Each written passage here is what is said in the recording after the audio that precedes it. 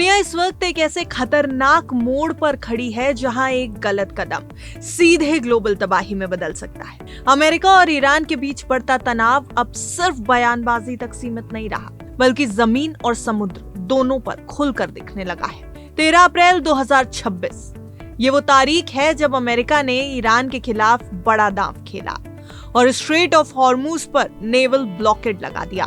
अब जरा समझिए इसकी गंभीरता।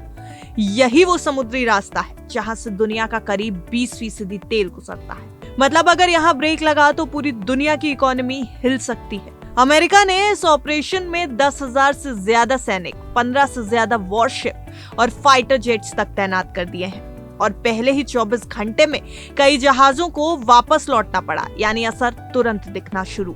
लेकिन असली झटका यहाँ नहीं है।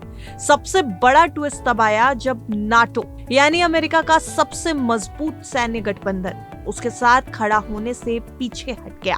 जी हाँ, ब्रिटेन, फ्रांस, जर्मनी, इन बड़े देशों ने साफ कह दिया यह अमेरिका की लड़ाई है, हमारी नहीं। यानी जिस नाटो पर अमेरिका सालों से भरोसा करता आया, वहीं अब दरारें साफ दिखने लगी है। और यही चीज इस पूरे संकट को खतरनाक बना देती है, क्योंकि अब ये सिर्फ अमेरिका बनाम ईरान नहीं रहा, बल्कि अमेरिका बनाम अपने ही सहयोगी बनता नजर आ रहा है।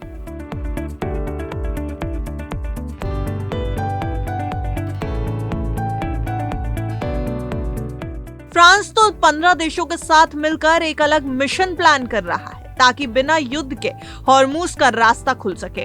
मतलब साफ है, यूरोप युद्ध नहीं चाहता, लेकिन अमेरिका पीछे हटने के मूड में नहीं है। इतना ही नहीं, खबर यह भी है कि ट्रंप अब यूरोप से अमेरिकी सैनिक हटाने तक का सोच रहे हैं, क्योंकि उन्हें अपने ही साथियों का सपोर्ट नहीं मिल रहा। और अगर ऐसा हो गया तो नाटो की ताकत पर बड़ा सवाल खड़ा हो जाएगा।